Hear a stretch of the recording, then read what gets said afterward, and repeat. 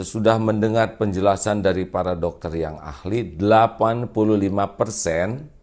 itu tidak ada gejala klinisnya. Jadi yang membawa virus itu dia sehat-sehat saja, apalagi yang masih muda.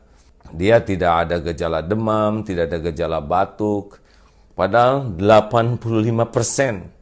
Nah, boleh jadi di masjid itu ada dua pilihannya. Kita tertular atau tanpa sadar kita menularkan ke orang lain. Jadi ini bukan wah yakinlah Allah yang menolong, alhamdulillah saya diberikan kesempatan berguru dengan guru yang ahli tauhid sehingga nama juga disebut Darut Tauhid. Namun kenapa menyempurnakan ikhtiar seperti ini? Ya karena Rasulullah pun begitu. Tidak boleh mencampurkan unta yang sakit dengan unta yang sehat. Nah, kita tidak tahu sekarang siapa yang sakit dan siapa yang sehat. AA khawatir kalau AA ke masjid, mungkin AA yang menularkan kepada yang lain. Karena orang-orang sehat itu ujiannya sekarang 85% virus itu tidak menunjukkan gejala klinis. Saudaraku sekalian, ini bukan main-main, ya. Lihat dalam tempo sebentar saja 2 minggu grafiknya dari 2 sekarang sudah 227. Bisa dibayangkan ini persis keadaan Italia 2 minggu pertama.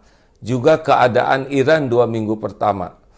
Tiba-tiba begitu, ini besok lusa bisa melesat karena sebagian besar yang terpapar virus itu tidak menyadari dirinya membawa.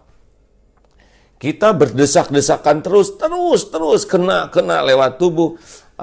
Kemarin sudah juga menyimak penjelasan dari dokter yang langsung ini berinteraksi.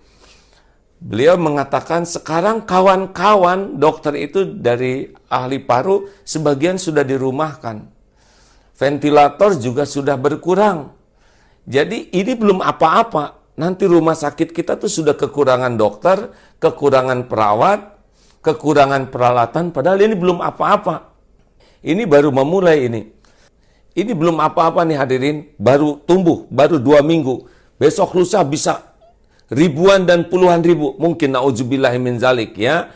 Kalau kita melihat kesantaian kita ya, melihat kesantaian kita persis di Italia yang santai, rileks saja, dianggap remeh dan tiba-tiba melesat. Ini adalah kezoliman bagi kita kalau kita menganggap remeh. Kita keluar hanya ketika darurat saja. Tahan, keluarga tahan berada di rumah. Anak-anak tahan ada di rumah. Karena keluar kita tidak tahu jarak sekian akan kena. Ini penting. Kawan-kawan harus bisa memahami ini bahaya besar di depan. Kematian sudah ditetapkan oleh Allah Subhanahu wa taala, itu hakul yakin. Ini bukan bicara masalah mati, tetapi ini penyebaran yang luar biasa ini. Kapasitas rumah sakit kita terbatas, dokter, perawat terbatas. Ini beda dengan di negara lain yang fasilitasnya banyak, kemudian uangnya juga banyak, kesadaran masyarakatnya disiplin. Korea itu tidak di lockdown, tapi disiplin.